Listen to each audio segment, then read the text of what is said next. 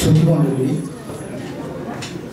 সাহিত্য আলোচনা শোনার মানুষ এমনিতেই কম, তো এই সময়ে সাহিত্য আলোচনা করা মানে অনেকেরই একটু ধৈর্যচ্যুতি ঘটতে পারে। যাই হোক, অনুপ্রাণনের কর্ণধার ইউসুফ ভাই যখন আমাকে 5টি গ্রন্থ পাঠিয়ে বললেন যে আলোচনা করতে হবে, তখন আমি হাজারটা কাজের মাঝে বইগুলো যখন নাড়াচাড়া করছিলাম তখন না পড়ে আর থাকতে পারলাম না। আর পড়তে পড়তে গিয়ে আমার ল্যাপটপে আমি ওগুলো টুকে রাখতে রাখতে একসময় আমার মনে হলো গত বৃহস্পতিবারে যে এটা একটা প্রবন্ধের রূপ ধারণ করেছে। তো আমি সেটাকে একটু খসে নিতে প্রবন্ধের কিছুটা আকৃতি দিয়েছি। হয়তো এটি পরে আমি কোনো পত্রিকায় হয়তো দেব, সেটা আরেকটু মুসাফিটা করার পর। তো যাই হোক, এখানে আমি এলোপাতারি কথা না বলে আমার যেগুলো টুকে নিয়েছি সেখান থেকেই কিছু কথা বলি। 5টি গল্প গ্রন্থ, 5 তরুণের 5 গল্প গ্রন্থ। লেখক মাত্রই তরুণ, তার বয়স কত তা আলাদা করে বলার অভ্যাস নেই। তিনি বরাবরই তারুণ্য দীপ্তমান। এই তারুণ্য জীবনের পরতে পরতে ছড়িয়ে থাকে। এই তারুণ্য সরোবরে অবগাহনের পরে তিনি সৃজনশীলতার চর্চা অব্যাহত রাখতে পারেন। এই তারুণ্য মোটেই বয়সের উপর নির্ভরশীল নয়। জিমে গিয়ে এক্সট্রা প্রোটিন খাওয়ার পর 6 প্যাক হবার সঙ্গে এর মোটেই কোনো মিল নেই। এ হলো মানুষের চিরায়ত অনুভূতির খেলা। এর সঙ্গে সেটে রয়েছে অমলিন মৌন মহান প্রকৃতির সঙ্গ। দুয়ের ভেতর নতুন দাগ যিনি ফেলতে পারেন তিনিই লেখক। এই জন্য প্রতি পদে ধারালো হতে হয় লেখকের ব্যাখ্যাদানের দক্ষতা।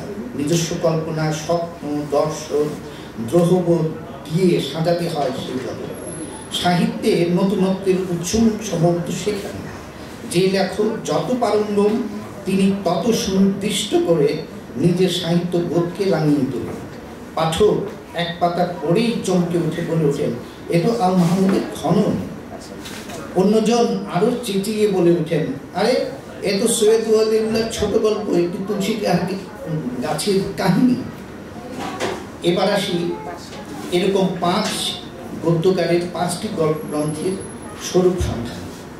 নিবেদিতা আইচের প্রজা কাহিনী। নিবেদিতা আইচের প্রজা কাহিনী একটি গল্প গ্রন্থ। মোট 14টি হ্রস্ব আয়তনের ছোট গল্প দিয়ে সাজানো হয়েছে। এর কলেবর অসম্ভব পরিচ্ছন্ন, দৃষ্টিনন্দন, নির্ভুল, লোভনীয় একটি প্রকাশনা। এই জন্য তিনি অতি অবশ্যই অনুপ্রাণন প্রকাশনের অধিকর্তা ইঞ্জিনিয়ার আবু মোহাম্মদ ইউসুফ ও তার অভিজ্ঞ টিমকে সর্বান্তকরণে ধন্যবাদ জ্ঞাপন করছি। তহিন হাসানের পক্ষটি কথা বলে, সব মিলিয়ে হাতি তুলে নেবার মতো একটি বই এই প্রজা কাহিনী। গল্পগুলোর প্রধান বৈশিষ্ট্য নাটকীয়তা। গল্পের শিরোনাম থেকে শুরু হয়ে চরিত্র রূপায়ণ সবখানি লেখকের এর শক্তিমত্তা পাঠকের দৃষ্টি আকর্ষণ করে। নাটকীয় এক আবেশের ভেতর লুকিয়ে থাকে তার গল্পগুলো। শিন গল্পটি সেরকম এক উদাহরণ। অতি প্রাকৃত নাটকীয়তার ভেতর দিয়ে লেখক গল্পটি বলতে চেয়েছেন। উজ্জ্বল পশর, অলিপ্রিয়া, অপরিশোধিত ঘুম গল্পগুলো একই ঘরানার গল্প। খান ও সলমা জরি করুণ রসের গল্প পাঠককে ছুঁয়ে যায়। ক্যান্সার আক্রান্ত মৃতপ্রায় স্ত্রীকে ভালোবেসে খুন করে তাকে অসহ্য যাতনা থেকে মুক্তি দেবার আখ্যান ভাগটিও পরিচিত, সিনেমাটিক মনে হলেও লেখকের নিজস্ব অনুভূতির প্রতিফলন বিশেষভাবে লক্ষণীয়। রতনচুর মৃত্যু সংক্রান্ত গল্পে একদিকে আপনজনের মৃত্যু হচ্ছে আর অন্যরা গয়নাঘাটির ভাগাভাগি নিয়ে এক ধরনের স্বার্থপর হীনমন্যতায় ব্যস্ত। এরকম আখ্যানও নতুন কিছু নয়, কিন্তু লেখক যেভাবে চিত্রটি আঁকতে চেয়েছেন সেটি তার নিজস্ব। অনেকটা পরিচিত গান নিজের গায়কী গেয়ে নতুন করে উপস্থাপনের মতো এক প্রয়াস। লেখক ছোট ছোট গল্পের পালক দিয়ে সাজিয়েছেন তার গল্পগ্রন্থ। পাঠককে মাঝে মাঝে এক একটি অকিঞ্চিতকর ঘটনা উপর আলো ফেলে আড়ষ্ট করতে চেয়েছেন। আলোর ঝাপটা মেরে বুঝাতে চেয়েছেন, বলতে জানলেন যে কোনো বিষয় নিয়েই গল্প বলা সম্ভব। এমনকি পদ্মপাতার শিশির জলের আকুলতাকে নিয়েও একটি মিষ্টি গল্প রচনা করা যায়। লেখকের এরকম একটি পরোক্ষ চেষ্টা প্রতিটি গল্পেই দৃশ্যমান হয়েছে। গল্পগুলোর বেশিরভাগ পটভূমি গ্রামীণ জনপদ ও সেখানকার মানুষের ছিন্ন দুঃখ, কষ্ট ও সুখ নিয়ে আবর্তিত। তাদের খুব কাছাকাছি যাবার তীব্র আকুলতার গল্পগুলি স্পষ্ট। সাহিত্য অলঙ্কারের প্রয়োগ ঘটিয়ে আবহ তৈরি করা, চরিত্রের আচার আচরণ, ডায়লগের মাটিলগ্ন বৈচিত্র্য দিয়ে তিনি গল্পগুলো এগিয়ে দেবার কাজ করেছেন এবং বিমোহিত করতে চেয়েছেন পাঠককে। জীবনকে ঘুরে দেখার বড় স্বাদ লেখকের। ক্ষীরোদের হোটেল যদি হয় এক নারীর স্বাবলম্বী হয়ে বেড়ে ওঠার গল্প, তো প্রজা কাহিনী হলো এক টুকরো আর্থ সামাজিক সংকটের প্রতিফলন। তিনি একটি দুটো আবেগকে নিয়ে গড়ে তুলেছেন তার গল্প রাজ্য। স্লোমেন এরকম এক গল্প, অপত্য স্নেহ নিয়ে কথিত গল্পটি করুণ রসাত্মক। তার গল্পে কোথায় যেন এক ধরনের বেদনা সুর বাজে। যন্ত্রণা, কাতরতা, আতিশয্য, সামাজিক অবক্ষয় প্রবলভাবে তাকে আকৃষ্ট করে। তবে একথাও সত্যি যে তিনি তার দেখা চেনা মানুষগুলোর গল্পই বলতে চেয়েছেন। তার গল্পগুলো বলে দেয় তিনি গল্প বলতে জানেন। হয়তো ধীরে গল্পগুলোর চারণ ক্ষেত্র আরো বড় হবে, কি পর্যবেক্ষণ শক্তি, কি নিজস্ব দর্শন দিয়ে আরো সমৃদ্ধ হবে হয়তো এক একটি গল্প। বিষয়বস্তু বিস্তৃতি রয়েছে লেখকের গল্পে, তার পর্যবেক্ষণ শক্তি লেখক সুলভ কৌতূহলে পূর্ণ। বশীকরণ গল্পের শুরুতে যেভাবে লেখক পান খাওয়ার লোভনীয় এক বর্ণনা দিয়েছেন, তা পাঠককে অবশ্যই গল্পটি পাঠ করার দিকে টেনে নেয়, তাতে কোনো সন্দেহ নেই। অশোক গল্পে যেভাবে লেখক এই হলো ডুবুরির দিন বলে মুদ্রা তৈরি করলেন, তাতে পাঠককে মনে হবে তিনি কিছু ভিজুয়াল দেখাচ্ছেন পাঠককে। প্রজা কাহিনী গল্পে আলকাত্রার মতো অন্ধকার কাকে বলে আজ বুঝতে পারছি বলে লেখক বারবার পাঠকের গল্প পাঠের আগ্রহকেই যেন উস্কে দিচ্ছে। এরকম খুচরো ট্রিকের ব্যবহার গল্প চতুরাদির বৈশিষ্ট্য। নিবেদিতা আইচের গল্পে এসব উপকরণ প্রয়োগের জন্য ধন্যবাদ। গল্প বলায় তেমন কোনো জড়তা নেই লেখকের। বাক্য গঠন কিংবা শব্দ প্রয়োগের যত্ন, সতর্কতার ছাপ রয়েছে। উপমা, উৎপ্রেক্ষা কিংবা চিত্র সম্ভার রচনায় লেখকের আগ্রহ ও নিজস্বতা তৈরির প্রচন্ডের আগ্রহ লক্ষণীয়। এগুলো একজন লেখককে সম্ভাবনাময়, প্রতিশ্রুতিশীল হিসেবে গড়ে তোলে। আশা করা যায় উন্মোদিত এসব গল্প উপকরণ ভবিষ্যতে আরো ভালো গল্পের জন্মবার্তা আমাদের শোনাবে। 2. ফরিদুল ইসলাম নির্জনের সে শুধু থাকে আড়ালে। মোট 12টি গল্প রয়েছে ফরিদুল ইসলাম নির্জনের সে শুধু থাকে আড়ালে শিরোনামের গল্পগ্রন্থে। তহিন হাসানের আকর্ষণীয় প্রচ্ছদ যুক্ত গ্রন্থটি হাতে নিতেই সৃজনশীল প্রকাশনার ক্ষেত্রে অনুপ্রাণন প্রকাশনার টিমে নিরলস পরিশ্রমের কথা স্মরণ করিয়ে দেয়।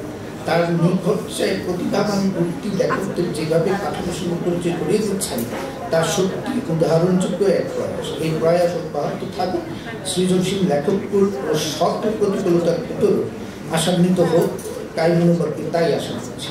আমাদের দেশে বহু সম্ভাবনাময় লেখক, কবি ও শিল্পী অনুরূপ প্রণোদনার অভাবে বিস্মৃতির অতলে হারিয়ে যেতে পারে। এই কথা ভেবে অনেকে যেমন হতাশ হয়ে পড়েন, আবার যেসব লেখক কবিদের ঘুরে দাঁড়াতে সাহায্য করার জন্য অনুপ্রাণন প্রকাশনের মতো যেসব সংস্থা এগিয়ে এসছে, ভেবে নির্মল বাতাসের মতো তেমনি এক বুক আশায় বুক বাঁধতে ইচ্ছে। ঘটনায় চমক তৈরি করা ফরিদুল ইসলাম নির্জনের গল্পের একটি মুখ্য বৈশিষ্ট্য। প্রত্যাবর্তন গল্পে একজন আত্মহত্যা করতে এসে একটি বিড়ালকে আশ্রয় করে বাঁচার আশ্বাস খুঁজে পায়। নিশি নামের বিড়ালটি আত্মহত্যাকারীর অবসাদগ্রস্ত জীবনে আনন্দ ও ভালোবাসার জুগিয়ে জীবনকে বরণ করে নিতে সাহায্য করে। খুনি গল্পটি আরো নাটকীয়। সন্তান তার মায়ের মোবাইল গোপনে ব্যবহার করে নারীদের সঙ্গে যে অপরাধের খেলা যুক্ত হয়, তাই সন্দেহ যোগায় ওর বাবার মেয়ে। বাবা মাকে খুন করেন এবং সন্তানের কাছ থেকে সত্যতা জেনে অনুশোচনায় দগ্ধ হয়ে নিজেও আত্মহত্যা করেছিলেন। গল্প দুটো অতি নাটকীয়তার দোষে দুষ্ট বলে মনে হলেও লেখক ফরিদুল ইসলাম নির্জন বেশ মুন্সিয়ানার সঙ্গে বাস্তবসম্মতভাবে উপস্থাপন করেছেন। ফলে পাঠক প্রিয়তায় কোনো আঁচড় পড়েনি। অমীমাংসিত গল্পটি এক নারীর নিদারুণ যাতনার উপেক্ষা। বিয়ের আগে যে মেয়েটি ঘটনাচক্রে নেশার সঙ্গে জড়িয়ে পড়ে এবং এক পর্যায়ে বিয়ে করে স্বামীর হাতে হাত ধরে নতুন এক জীবনকে স্বাগত জানায়। বিয়ের পর সেই মেয়েটি স্বামীর অকারণ অহেতুক নির্দয় নিষ্ঠুর সন্দেহের শিকার হয়ে পড়ে। লেখক যেভাবে গল্পটি বলেছেন তা সত্যি হৃদয় বিদারক। গল্পটি বালখিল্য আধুনিক সময়ের অস্থিরতাকে নির্দেশ করলেও মনে প্রশ্ন হয়ে লেখক শুধু এর ছিন্নচিত্র নায়কে চোখের পথেও গল্পটি উপস্থাপিত করতে পারতেন। কেন তা থেকে তিনি বিরত হইলেন তা পাঠকের মনে প্রশ্ন হয়ে দেখা দিতে পারে। বাবা হিসেবে সম্ভবত আমার ভুল ছিল আরেকটি মর্মান্তিক ঘটনার সাথে। সাথীর একমাত্র কন্যা ভুল করে প্রেমে অন্ধ হয়ে খপ্পরে পড়ে ছিনতাই যাবে, কিন্তু প্রবঞ্চক সেই প্রেমিক যুবক ছাদ থেকে ধাক্কা দিয়ে হত্যা করে মা বাবার চোখের মনে দিয়ে এবং অর্থ দাবি করে মা বাবার কাছে। ছেলেটি শেষ পর্যন্ত পুলিশের হাতে ধরা পড়লেও মা বাবা হন সন্তান হয়। লেখক নিত্য নতুন চমকপ্রদ আধুনিক জীবনের জটিলতাপূর্ণ গল্প বলে যেতে চাইলেও কোথায় যেন খামতি রয়েছে। এমন তীব্র নাট্যময় একটি ঘটনার আকর্ষণ, অথচ কোথায় যেন লেখক ঘটনাগুলো যন্ত্রণা ক্লিষ্ট চরিত্রগুলোকে পথ দেখাতে চান না।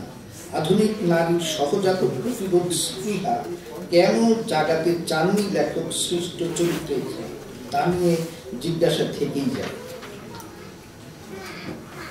আমি সব বলছি না, একটু বাদ দিয়ে পড়ছি।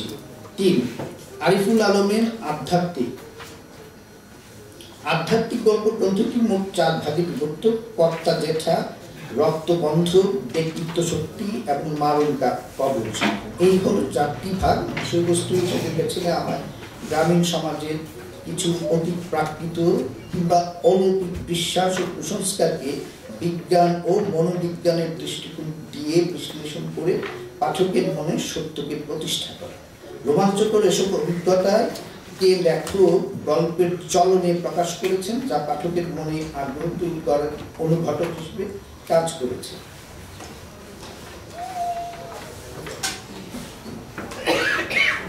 চার পর্বের বিভক্ত গল্পটি একটি বড় গল্পের নমুনা, তবে লেখকের গল্প উপস্থাপনায় যে যুক্তিতর্কের মিশেল রয়েছে তা সত্যিকার অর্থে বেশ উপভোগ্য ও শিক্ষণীয় এক প্রয়াস।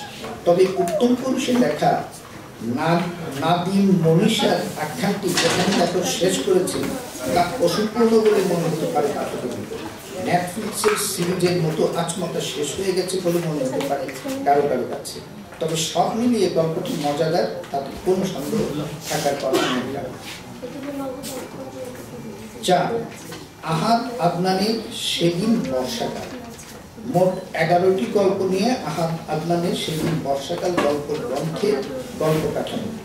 বৃষ্টি ফোটার মতো একটি স্বচ্ছ স্পষ্ট ঘটনা সহসা ঝাপটা মেরে পাঠকের স্বরূপ স্মরণ করিয়ে দেয় জীবন নামের দীর্ঘ এক গানের একটি বা দুটি বেদনাময় শব্দের শুধু প্রসারী দোতনায়। মনের ভেতর আতশবাজির ফুলকির মতো এক ঝলক দেখা দিয়েই মিলিয়ে যাচ্ছে, ছড়িয়ে পড়ছে বিস্তৃত প্রায় বৃহৎ ঘটনার এক টুকরো অর্থময় আবেশ। লেখক তার ঝুলি থেকে একটি করে করুণ মুখচ্ছবি দেখাতে শুরু করেন, আর পাঠকে হৃদয় ক্ষত বিক্ষত হতে থাকে বারবার। মুক্তিযুদ্ধের নানা পর্যায়ের চিত্র নিয়ে একটি গল্পমালা গেঁথেছেন আহাদ। সেখানে ঢাকা বিশ্ববিদ্যালয়ে 25শে মার্চের কালো রাতের ছবি যেমন এসছে, তেমনি ভারতের মাটিতে রিফিউজি ক্যাম্পগুলোই আশ্রিত অসহায় মানুষের দুর্দশার চিত্র বাদ যায়নি। স্বাধীনতা পূর্ব ও স্বাধীনতা পরবর্তী সময়কে লেখক বিশ্বস্তভাবে তুলে এনেছেন গল্পে। গল্পের বিশ্বস্ততা এতই তীব্র যে পাঠকের হৃদয় সহজে আর্দ্র হয়ে পড়ে। লেখক একেবারেই নির্মোহ ও উজ্জ্ব রেখেছেন নিজের অস্তিত্বকে। এবং ঝাপটার পর ঝাপটা দিয়ে মুক্তিযুদ্ধের সময়কার যে পরিবেশটি এঁকেছেন তার নিষ্ঠুর মনকেও রীতিমতো বিষাদগ্রস্ত ও বিপন্ন করে তোলে। তার গল্প ভাবনা ও নির্মাণ শৈলী দিন দিন আরও উৎকর্ষিত ও বিস্তৃত হবে, তাতে কোনো সন্দেহ নেই। 5, জয়শ্রী সরকারের ঈশ্বরকে বড় দুঃখী ডাকছে। খাদ্য গ্রহণের সঙ্গে যেন বই পড়ার একটা মিল রয়েছে। প্রথমে বইটি আমরা হাতে নিয়ে নাড়াচাড়া করি, এপিটাইজারের মতো তখনই পাঠকের পাঠতৃষ্ণা প্রভাবিত হয়। তহিন হাসানের মনোলোভা বিমুক্ত প্রচ্ছদ, ত্রুটিহীন ছাপা ও অলঙ্করণ নিঃসন্দেহে বইটি পড়ার আগ্রহ বাড়িয়ে দেয়। মোট 12টি গল্পে সমৃদ্ধ এই গ্রন্থ পিয়াইনে রাত্রি নেমে এলে মারিয়া আসে, ফিরোজা সুন্দরী, আলুদ্দম, মেরিন রায়, হরহরের বউ, বেনারসি, মাছ কাঁচা, আষাঢ়ের পয়লা বৃষ্টি, মহব্বতের 35 বছর, প্রযত্নের শ্রীশদাস প্রেম ও ঈশ্বরকে বড় দুঃখী ডাকছি। ব্যতিক্রমী শিরোনাম থেকে সহজেই বোঝা যায় লেখক পাঠককে এক ভিন্ন ও অপরিচিত জগতে ঘুরিয়ে আনতে চান। প্রথম গল্পটি আবৃত্ত হয়েছে সিলেটের খাসিয়া সমাজের একটি ঘটনা নিয়ে। মূল চরিত্রদ্বয় হল ম্যানজব ও মারিয়া। একদিকে বিভ্রান্ত রোমান্টিক আবহ, আবার অন্যদিকে খাসিয়া সমাজ ব্যবস্থার ভালো মন্দ ক্ষুদ্র জাতিগোষ্ঠীর স্বরূপ সন্ধানে নিঃসন্দেহে গবেষণা ও পর্যবেক্ষণের দাবি রাখে। লেখক সেই দাবিটির প্রতি সুবিচার করেছেন বলে মনে হয়। আমি বাদ দিয়ে পড়ছি। পরিশেষে একটি কথা না বললেই, জয়শ্রী সরকার একজন সমাজ সচেতন লেখক। প্রতিটি গল্পে তিনি সেদিকে আলো ফেলার চেষ্টা করেছেন। তিনি নিজের গণ্ডি পেরিয়ে অন্যত্র যেতে চেয়েছেন। নিম্ন মধ্যবিত্ত ছিন্নমূল সমাজের খুব কাছাকাছি চলে গেছেন তিনি। তাই শাঁখারীপট্টিতে যে মধু সস্তায় আনাজ বিক্রি করেন রাস্তার এক কোণে বসে, তাকে যেমন গল্পে ঠাঁই দিয়েছেন, তেমনি এসছে ছাই বিক্রেতার দুঃখী, খাসিয়াবঞ্জি কিংবা তাঁত শিল্পের পরিমল সহ অনেকের গল্প। তিনি বিস্তারিতভাবে বিশ্বস্ততার সঙ্গে তাদের পেশ করেছেন পাঠকের কাছে। এক্ষেত্রে লেখকের পর্যবেক্ষণ শক্তিকে অবশ্যই প্রশংসা করতে হবে, কেননা তিনি বরাবরই মধ্যবিত্তের গণ্ডি ভেঙে খাসিয়াপঞ্জি কিংবা এরকম অপরিচিত বিষয়ের অনেকগুলি গভীরে ঢুকে পড়েছেন। তবে মাঝে মাঝে গল্পে অতিকথনের মতো দোষে দুষ্ট হয়েছেন বলে কোনো পাঠকের মনে হতে পারে।